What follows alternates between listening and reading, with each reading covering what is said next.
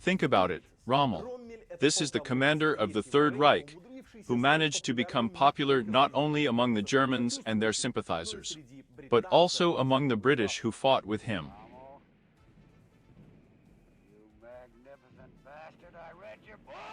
This fox of the desert with fashionable glasses on his cap still remains a rare character in a military uniform, who pinched his neck with an eagle, about whom movies and TV series are being filmed in modern Germany. And this despite the fact that another nickname attached to him is Hitler's favorite general. Hello everyone, I'm Jaeger Ziryanov, and you're on the Redrum channel, where we talk about the dead and history. And let's find out today what the hell is wrong with this guy from the cover of Kartsov Iron 4, and why the whole internet is literally clogged with memes with him. Erwin Rommel was born in the small town of Heidenheim under Brands in the Kingdom of Württemberg, German Empire, in the family of Erwin Rommel's sister, a simple gunner who managed to ride the oldest of the social elevators. Marriage. His wife Helena von Lutz allowed the younger Rommel to immediately start in the noble class, and this, you know, is quite convenient. Actually, Rommel dreamed of building airplanes, but his father stopped his son's fantasies and put him before a simple choice. A teacher or a military man. Not a very easy choice, if you think about it. Quite sadistic, to be honest. In 1910, he enters the Württemberg Infantry Regiment, then in the 11th, he undergoes officer training in Danzig. Graduates from the academy in a year, returns to the regiment, and right before the war, he is transferred to the artillery. Not without adventures, which I'd rather tell you about in the cart. He got married, and soon returned to his native regiment. Because the First World War began. And its beginning was perhaps the worst part of it. Machine guns and artillery had already turned the game around, but not everyone understood this yet. And dense infantry masses turned into bloody mincemeat, rushing to attack under their fire. And Rommel was one of those who, in the midst of this bloodbath, contributed to the invention of a new German tactic, which at the very end of the war would almost bring victory to the Germans. I am referring to the tactics of the assault groups that will break through the Western Front in 1918 and the last German offensive. The Spring Offensive will roll towards Paris. And these groups began with penetration tactics, which individual commanders of the Imperial Army began to use at the very beginning, in the 14th, 15th years, and one of them was, yes, Lieutenant Rommel. In August of the 14th year, Rommel commanded a platoon, which he imperceptibly led to a thorn surrounding enemy positions. The wire began to be carefully cut. Right at the very ground, they made a small law tunnel, along which Rommel, 3 of his subordinates, crawled up to the French. Without giving any signals to the others, they quietly took up convenient positions. And then the 4 of them shot the entire garrison, taking it by surprise. However, sometimes the story of his first fight is told differently. Simply because Rommel's life is literally buried under whole layers of various legends created by propaganda or just rumors. Counterfighting continued until the end of September. Rommel received his first Iron Cross, and soon the troops began to dig in, because it became clear to everyone that these attacks were some kind of madness. And it was crazy. The positional war and life in the trenches began. A year later, Rommel was recalled from the Western Front. He fought at Verdun, and was appointed a company commander in the Alpine Corps. In the newly created Württemberg Battalion, Italy remained neutral for the first year, and then decided to side with the enemies of Germany. Mountain units were needed to fight the Italians in the Alps, where the border passed. Rommel is now strongly associated with the Desert War, but at first he fought in the mountains. Suddenly, the penetration tactics there worked no worse, and sometimes even better, than in the open field of France. Rommel bypassed the enemy's positions along shallow mountain trails, and took advantage of the fact that in the mountains, the units sit separated from each other and do not always have a connection. The fighting spirit of the Italians in such conditions left much to be desired.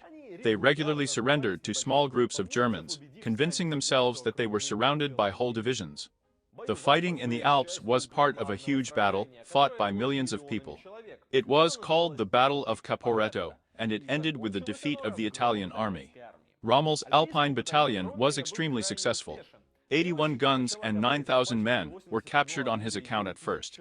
And this with losses of 6 people killed and 30 people wounded, and then a whole division 10,000 Italians surrendered to Rommel's battalion altogether.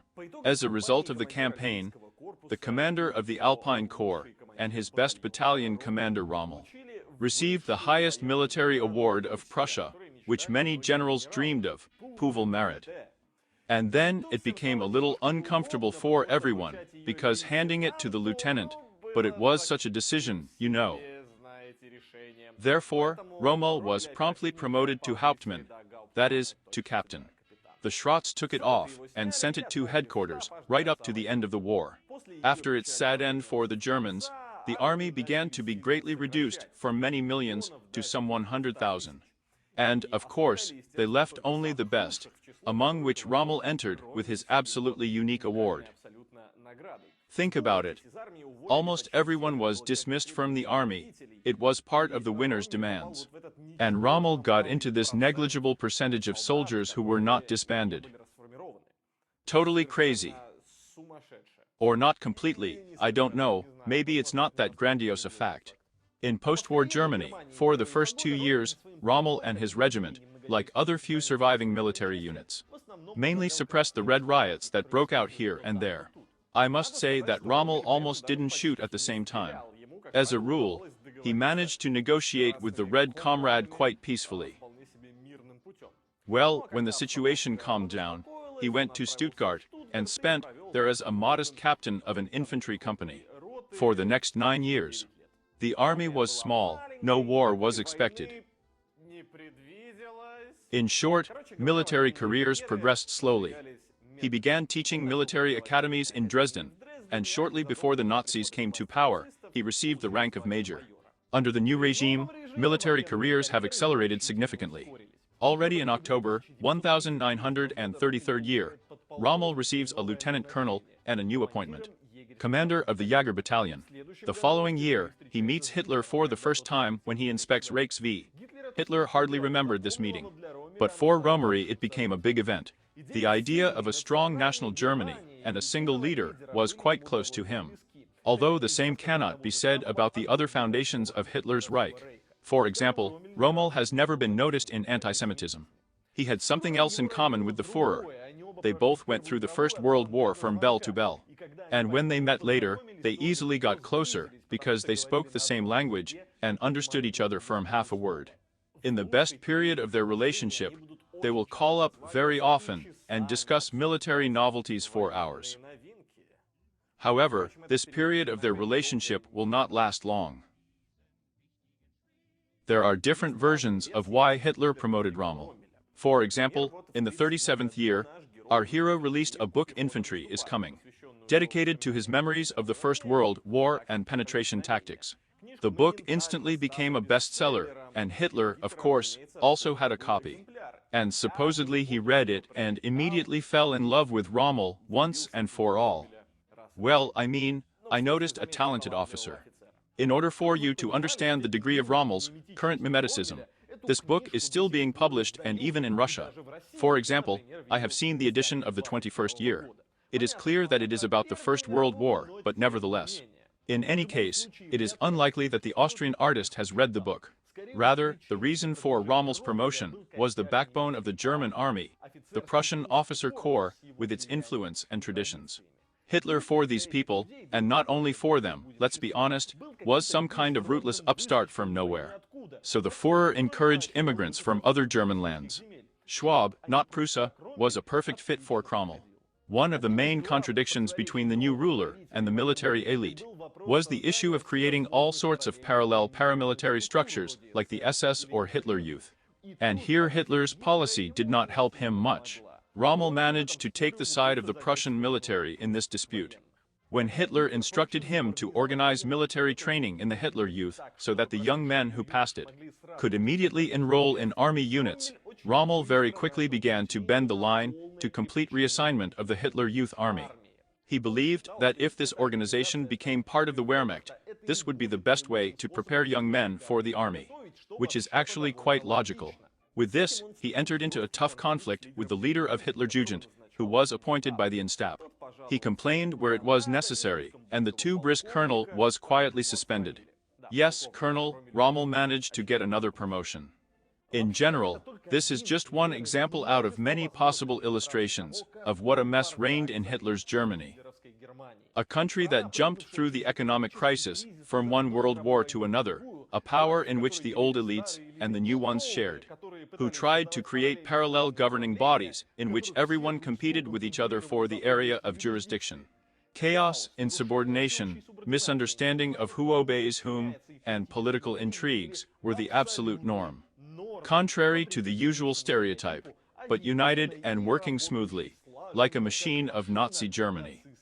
In general, this makes it clear why Rommel did not fall into disgrace after the removal of the Department of Education of young Aryans. Moreover, the Führer has already noticed him.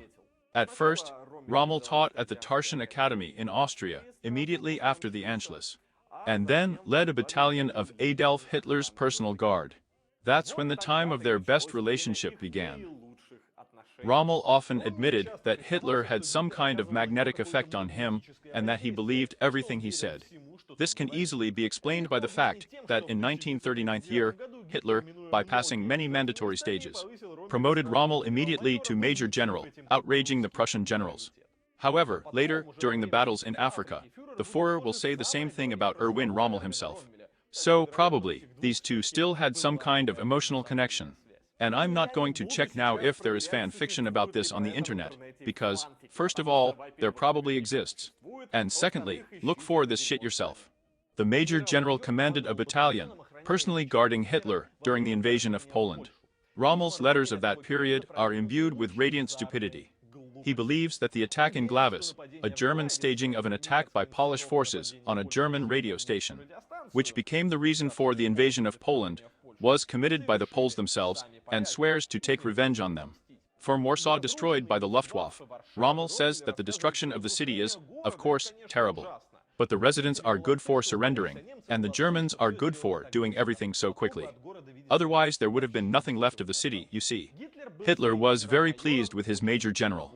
He had several such nominees who would become superstars in the future war. For example, Guderian and Manstein. Hitler will soon support the idea of the latter with a blow through the Ardennes, and this will ensure one of its most resounding victories for the German army. Well, you know, that story when the French built an awesome fortification along the Mizzen line, along the border with Germany, and the Germans took and bypassed them through the Benelux.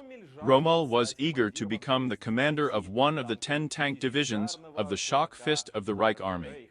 But at first, the army command resisted Hitler's nominees, especially since Rommel, generally speaking, as you remember, was an infantry commander, not a tank commander.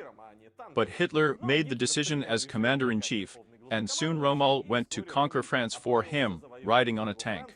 He received the 7th Panzer Division, exactly 3 months before the attack. On the 10th of May, the offensive began. Rommel's division was not inferior in the rate of advance of the division of Guderian, the author of the idea of the Blitzkrieg. For a second, Rommel literally galloped along the rear of the French, sharp and daring, like a ninja, attacking here and there, and driving his tanks back and forth at some cosmic speeds. In the early days, Rommel heroically penetrated the French defenses on the Maas River, personally assembling pontoons in the water, and personally firing machine guns. The British-French troops were simply destroyed by the Germans in half a month. It was a knockout victory. The remnants of the British Rommel, Guderian and others were driven under Dunkirk, pressed to the shore, and prepared to finish them off there. However, they suddenly received Hitler's famous mysterious stop order. The offensive was stopped for a couple of days, so that most of the encircled managed to sail away. Historians have been wondering for more than 70 years why Hitler gave this order. There is a version that it was such an attempt to appease the Allies, but it looks as weak as possible. Especially considering that Churchill was already in power in Britain, who from the very beginning directly stated that he was going to fight Hitler. Anyway, the war continued. Rommel was damn good at it, and his 7th Panzer Division was nicknamed the Ghost Division, because it appeared out of nowhere and disappeared into nowhere before defeating the enemy's rear. And when I say nowhere, I mean almost literally nowhere, because not only the French and the British did not know where Rommel was, but his own military superiors, as a rule, did not know where Rommel had gone with the 7th Panzer Division. Yes, he just disappeared from communication and left the command. At the same time, he was a super control freak who personally led all the plans of operations, did not allow practically any grassroots initiatives, toured the front, followed everything himself, and therefore enjoyed great love of soldiers, but, as you understand, he did not particularly enjoy the love of officers, and of any rank. And he was also a master of writing instructions. In general, the standard German soldier. In general, with all the talents of tactics, he was, of course, a great adventurer.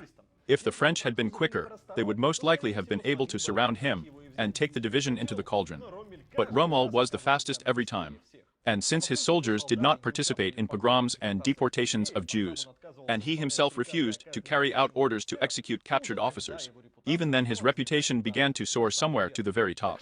So, despite his humanism, it is not surprising that another famous German adventurer, Hitler, liked him, becoming the only one of the 10 commandos whom Hitler invited to a meeting to discuss the further plan for the war, at the end of its first month. In June, the general continued his rapid offensive, passing 100 kilometers in 2 days, and reaching the bridges over the Seine near Wen. And this, perhaps, is one of the main stains on the immaculate cleanliness of the uniform of a good German Rommel. The bridges were blown up. Rommel ordered the German artillery to shell the city as a demonstration of fire. The demonstration of fire turned out to be shooting at elderly areas. In addition, it was in Wen that the Germans shot all the black soldiers of the colonial troops who fought for the French. And this is during the campaign of the 40th year, which, generally speaking, is not weakened by its cruelty. However, unlike the artillery fire on the city, there is no reason to believe that Rommel had anything to do with these racist shootings. Because, as a rule, such things happened on the initiative of junior commanders, and forever remained a secret of some company, or some battalion. Rommel had no time for executions then. His ghost division flew forward, from Rouen to the coast of the Channel, and then west to Cherbourg. Once the division passed 240 kilometers in 24 hours. At this speed, Rommel even managed to achieve the same results without flanking, which he once achieved with the help of penetration tactics. Yes, just appearing in front of an astonished enemy out of nowhere. His breakthrough was a strategic success. He divided England and France. But here we must understand that Rommel's actions, as a rule, went far beyond his, let's say, jurisdiction. As I have already said, often the General Staff had no idea where the 7th Tank Division was now and what it was doing. Hitler was delighted. This is exactly what he demanded from his beloved commander's crushing, fearless offensives. In this, he already began to disagree with Poland, with the officers of his General Staff, who believed that if you gamble this game, sooner or later you will lose everything. In February 1941, Hitler gave Rommel the most desired task for that time, an independent mission, to rescue Italian allies in Africa. Rommel had already seen enough of the fact that Italians are terrible warriors in the First World War. In the Second, they also did not amaze the world with heroism, but Mussolini set extremely ambitious tasks for his armed forces. For example, in 1940, to attack the British and knock them out of Egypt. At the same time, Ducci ordered to attack Greece from the territory of captured Albania, and also knock out the British from there. It turned out that dealing with the army of the largest empire in the world on 2 fronts is not the easiest task. The Italians brought a lot of people and ammunition to Africa, and in August of the 40th year, they went on the offensive, which developed quite successfully for the first 80 kilometers. It stopped at Side Barani, after which it turned out that it was difficult to fight in the desert. It was hungry, and there were no communications. And, by the way, why was all this going on in Africa at all? It wasn't about Ducci's idiotic ambitions, or at least not primarily about them. I did not just say that Great Britain was still the largest empire in the world at that time. A significant part of its power lay in the colonies, and communication between the metropolis and the colonies, passed through the Suez Canal, where the troops of first Mussolini and then Rommel rushed. In general, after the Italians bravely trampled 80 kilometers and buried themselves in the desert, they were only 700 kilometers away from Suez. Mussolini did not want to listen to anything about any logistics there and its subtleties, and ordered the offensive. The generals, of course, refused, because, to be honest, it was simply dangerous to listen to the Ducci at that time. At a minimum, Mussolini believed that his magnificent company in Africa would take place simultaneously with the landing of the Germans in the British Isles. Yes, Hitler had told him about the Sea Lion operation shortly before. It's just a pity that Operation Sea Lion, it's a pity in the sense for Mussolini that Operation Sea Lion never happened. Because the Luftwaffe lost the Battle of Britain. And it turns out that Mussolini jumped on the British exactly at the moment when their hands were a little untied. And they didn't fail to rat him out with these hands. And the few forces that were in Africa managed to simply defeat 150,000 Italians. And soon numerous reinforcements from all over the empire also sailed there. A real world team. The British Matilda tanks proved invulnerable to Italian guns, both tank and artillery. And the Italians surrendered to the British in droves. Then a soldier's joke appeared in North Africa, that they considered captured prisoners not by their heads, but by acres, well, that is, squares. After the new year, it became clear that it was time to save the Italians.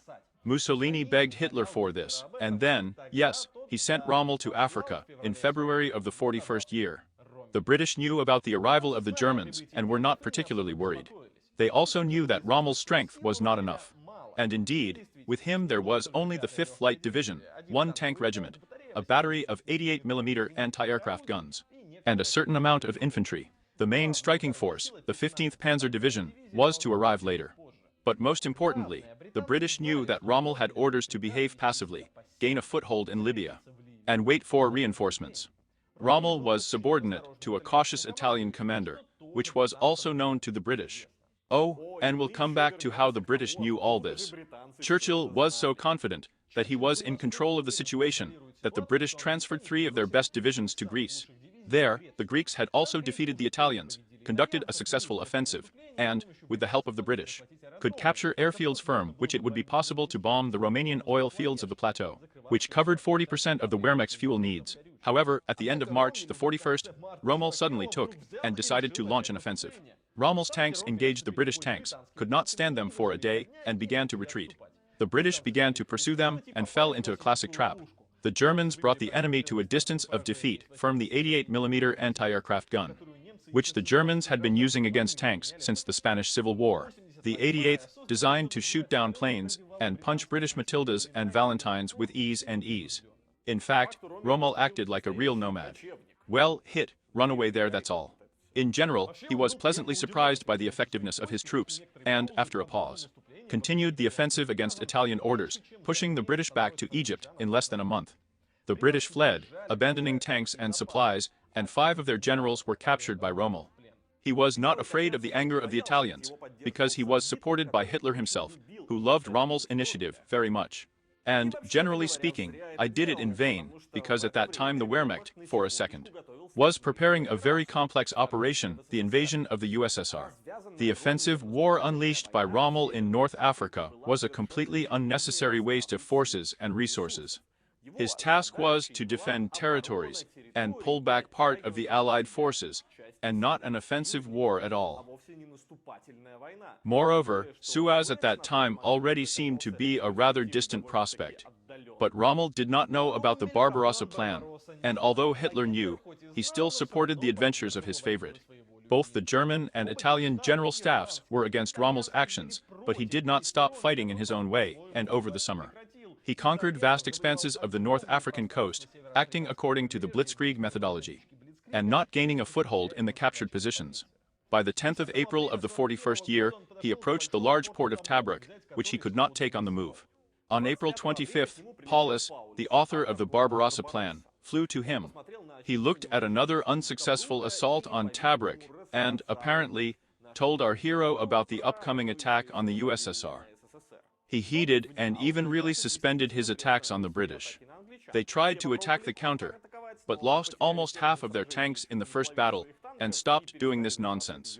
In August, the 15th Panzer Division finally reached him, and Rommel was appointed commander of the Panzer Army Africa, which included his forces, which were previously called the Afrika Korps. In late autumn, the unnecessary war in Africa, unleashed by Rommel, suddenly turned out to be very useful to the Third Reich, but not in a military sense, but in a media sense. In the USSR, the Barbarossa plan was just failing, so it was very profitable to replace the sad news from Russia with good news from Africa. You know, all of us here in Africa, as always, make Germany even greater. It is ridiculous that at the same time, in the 41st year, the British conducted Operation Crusader in Africa, absolutely and completely successfully, pushing the Germans and Italians out of northeastern Libya and inflicting huge losses on them. In December of the 41st year, the Wehrmacht was defeated for the first time, and in 2 battles at once, near Moscow, and in Africa. Nevertheless, the Ministry of Propaganda became interested in Rommel. The general has a new adjutant, Alfred Ingemar Barent, one of Goebbels' closest people and a member of the Gestapo since the age of 18. He began to create the image of a brilliant commander. In the next 42nd year, the Rommel that we know from history appeared. He learned to freeze on the move in order to give photographers the opportunity to take pictures of himself. He spoke with bright phrases that were convenient to quote in the press, and his famous nickname, the Fox of the Desert, which was allegedly given to him by either Hitler or the British, trying to insult the German commander like that. Because the desert leaf phoenix is funny, a cute animal, and Rommel turned this nickname into a formidable name, they say. But in fact, of course, everything was much simpler. The nickname was invented by propagandists burnt skies. At the same time, Rommel had an external detail that distinguished him from all other generals. These are the glasses on the cap. It was said that Rommel took them from the tent of captured British generals, saying at the same time that the general also had a right to trophies. Also probably the invention of per people. In general, the Africa Corps had a lot of trophies. First of all, because supplies from Germany were getting worse and worse, and therefore an increasing percentage of the equipment of the African army was made up for captured British tanks and vehicles. Rommel needed the latter very much, because he was constantly moving between his parts, scattered over huge distances. Photographers always went with him, taking pictures of how the legendary commander does not shy away from pushing out a car stuck in the sand with soldiers. The Prussian generals, of course, had a little heart attack from these pictures, because the German general, as it were, should not be photographed 1,000 times a day and post stories. Many legends have appeared about him. For example, the story that he was once a stormtrooper clearly originated in the head of his adjutant. Some of the stories were invented by the soldiers themselves. Rommel, for example, had a very profitable habit to visit not only his wounded, but also prisoners to check how they were doing there in general. It became known very quickly, and Rommel was quickly respected by soldiers on both sides of the front. As a result, these same soldiers on both sides of the front came up with a funny legend. As Rommel allegedly drove into someone else's New Zealand hospital during one of these detours. And there, either he captured it, or he heroically broke out of it, personally firing a submachine gun. Well, in general, you get it. In addition, the war in the desert turned out to be specific. There were almost no civilians around, which means that almost no one committed war crimes. Because it was stupid to have no one to commit them on. Compared to what was happening on the Eastern Front at the same time, it was, one might say, a different world. Rommel later called the war in Africa a war without hatred in his report to Hitler. Of course, this was an exaggeration, and it is important to understand this, because, strictly speaking, there is no war without hatred. There were Italian camps, and Vichy women, and the execution of prisoners without trial. All this was. Although Rommel himself is really not seen in war crimes. In the 42nd year, Rommel's successes continued. He took a tabric and became a field marshal for it. Now he was promoted not only by German propagandists, but also by British generals and politicians.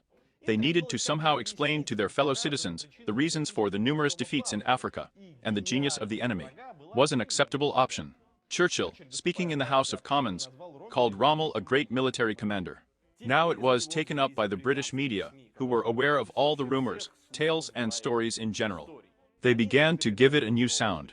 In the 42nd year, the Times published an entire article dedicated to Rommel, in which it was told that he was once a Nazi thug who broke through from the very bottom to the very top, such a long-time assistant to Hitler. This was the development, respectively, of a campaign by the Germans themselves, who promoted the idea that Rommel was once a stormtrooper. Absolute fiction. However, the British realized that their propaganda was quickly leading them somewhere wrong, because exposing Rommel as a genius might not be the coolest idea. So they came up with something new. They made Rommel the one who must not be named. Literally, they forbade the use of his name. Instead, it was necessary to use the Germans or the enemy, or something similar. It is clear that it was obvious to everyone who it was about every time. So, probably, this affected the popularity of the diamond only in plus. In general, it's good, of course, that no one else in history will engage in such stupidity, right? Rommel himself read all this flow of laudatory articles, and they could not help but turn his head. In the summer of the 42nd, when the Soviet offensive began in the Caucasus and Stalingrad, Rommel also began to attack Egypt, hoping to break through the Suez Canal and even reach Palestine, where he expected to meet with German units coming from the captured Caucasus. This was a new grandiose plan, as a result of which the Reich was to receive both Caucasian and Middle Eastern oil. However, both offensives failed. In the USSR, the Germans fell into the Stalingrad trap and barely escaped from the Caucasus, and Rommel reached El Liman, a narrow space between the sea and the lowland, which was easy to defend, and could not break through the British defenses there. This was the last frontier on the way to the Nile Delta, and the Suez Canal itself, and the British were commanded there by Field Marshal Montgomery, the first, one might say, worthy opponent of Rommel in Africa, who also knows how to purr. Monty, as his subordinates called him, even had his own outwardly distinctive sign. He was the only one of all the British generals who wore a black tank pepper. After the failure of this grandiose plan with the seizure of all the oil, all the problems generated by the rapid advance of the Rommel surfaced. Stretched communications, through which it is very long and expensive to supply supplies. Hundreds of kilometers of desert, the sea, which the British occupy with their fleet, and sink half of the convoys with equipment, fuel, and everything else in general. In short, that's all that the Italian generals once warned Rommel about. And most importantly, there were no supplies for Rommel anymore.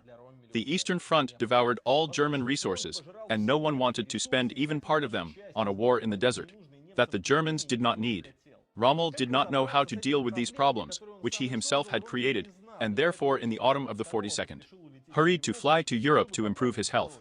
During 2 years in the desert, he was very exhausted, and picked up several dangerous parasites. However, the general who replaced him suddenly poked, and Rommel had to return. The details of the death of this General Stumm are quite curious. He, acting as, in fact, Rommel, went out to inspect the advanced units, and his car came under attack by enemy aircraft. The driver was wounded in the arm, the car overturned, flew into a ditch, and the general died of a heart attack, due to high blood pressure. German commanders in general often imitated Rommel, and often got into trouble because of this. Stummy generally moved without an escort and a radio machine. Then, for example, the commander of the tank 15th Division will die during a similar inspection of the advanced troops. All this is to the fact that Rommel's manner of constantly being ahead of his troops, of course, made him popular, and worked for his legend, but in general, there was nothing good about it. In this, Rommel remained a brave lieutenant who climbs into a dangerous place ahead of his soldiers, although without a military education. It is clear that this is not the most reasonable behavior of a commander in battle. Rommel, of course, became famous in Africa, but the fate of his colleagues suggests that he was simply lucky. When the British went on the offensive in Alamein, Hitler ordered Rommel not to retreat a step. He will give the same order to Paulus in the same autumn, and he will fulfill it, as a result of which his army will die. Rommel violated the order and retreated to Tunis, abandoning almost all the cities and fortifications he had captured. He knew that the Americans would soon land in Morocco and Algeria, and he was in a hurry to repel their offensive. And most importantly, I was reducing my communications and concentrating the troops that had left. Rommel was able to defeat the Americans and deploy troops to the British, but Montgomery was ready. And the attack on the 6th of March 43 ended with the loss of 52 tanks. And he was ready because he knew about Rommel's plans, because the British had read the German negotiations a long time ago. The British hacked the German Enigma cipher machine. This is a story, this is a topic for a separate video. Now it is important to us that until the very end of the war, the Germans did not suspect that their cipher had been hacked, and continued to use it. Moreover, the success of Turing and the team became known to the world only in the 70s. So Rommel was successful only when he acted in violation of the orders given to him. When he followed them, the British knew everything about everyone and, of course, immediately suppressed any of his activity. Montgomery even carried a photo of Rommel with him and mockingly pretended that he was reading his thoughts. 3 days after losing to the British, Rommel flew to Europe. It seemed to be back for treatment, but he never returned because there was nowhere to go back. 2 months later, the German-Italian troops surrendered. Before returning, he asked Hitler to let him share the fate of his subordinates, but he did not allow it, because he lacked one captured Field Marshal Paulus, captured at Stalingrad. Hitler was very disappointed in Rommel, but at first he tried to use it in Italy, which sided with the Allies. But there Rommel first proposed to leave all of Italy and gain a foothold only in the Alps, claiming that it was impossible to hold the peninsula for a long time, and then also refused to carry out the order to shoot Italian soldiers who refused to disarm on the orders of the Germans. Rommel was still trying to wage his personal war without hatred, in which the executions of yesterday's allies somehow did not fit in. Hitler was no longer satisfied with this approach. Rommel was sent to inspect the construction of the Atlantic rampart fortifications on the coast of Europe. And it was pure per companies. Goebbels explained, "Look, we were not defeated in Africa. We diverted the attention of the British to these battles. And we ourselves took a brilliant commander, threw him to Europe, and now we are going to build an impregnable fortress here. Fortress Europe." And Rommel really calmed the citizens with his appearance alone, giving countless interviews, and taking pictures against the backdrop of huge steel bunkers. In fact, everything was bad. There were not enough fortifications, there were few reserves. What the opponents would do was decidedly unclear. The Germans have already begun to lose this war. Rommel had long lost the opportunity to talk to Hitler not through a bunch of heads, but directly. So now he was inundating Hitler with countless letters, to which he did not respond. And Rommel kept hoping that the Tsar was good, the boyars were bad. Just keeps him out of the loop, and it is necessary to explain to him the real state of affairs. On the 6th of June, the day of the Normandy landings, Rommel was not in France. He flew away for his wife's birthday. This was another blow to his reputation in the eyes of Hitler, although the field marshal was not to blame. Forecasters have predicted that disembarkation is impossible these days. Oh, those weather forecasters. They're always like this. On the 17th of June, they met for the last time. Hitler flew to France to discuss repelling a new attack, and there are several indications that Rommel then achieved what he had long desired. A frank conversation with the Führer. He explained to Hitler that the preponderance of the enemy's forces does not leave hope for a German victory, and that it is necessary to start negotiations while Germany still has the strength, or that the Führer needs to sacrifice himself for Germany, leaving the post and saving the country. Naturally, Hitler was outraged by all this. He explained to the field marshal that it was not necessary to meddle in his business, and that if the Allies did not want to put up with him, then there would be no peace, and Germany would fight to the end.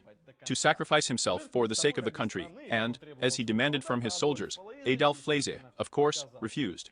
And that's when Rommel became disillusioned with him and changed his position among the conspirators. Previously, he opposed the assassination of Hitler, now he agreed to it. However, this is all largely just speculation. Almost all of the conspirators who planned the assassination of Adolf Hitler later died. And they, of course, did not make up any documents, so we know very little about that conspiracy. And about Rommel's participation in it too. It seems that he was involved in the conspiracy in the spring of 44th year by the new chief of staff, Hans Speidel. It seems that the conspirators saw him as a replacement for Hitler after the coup. It seems that he was on the lists of potential presidents that they compiled.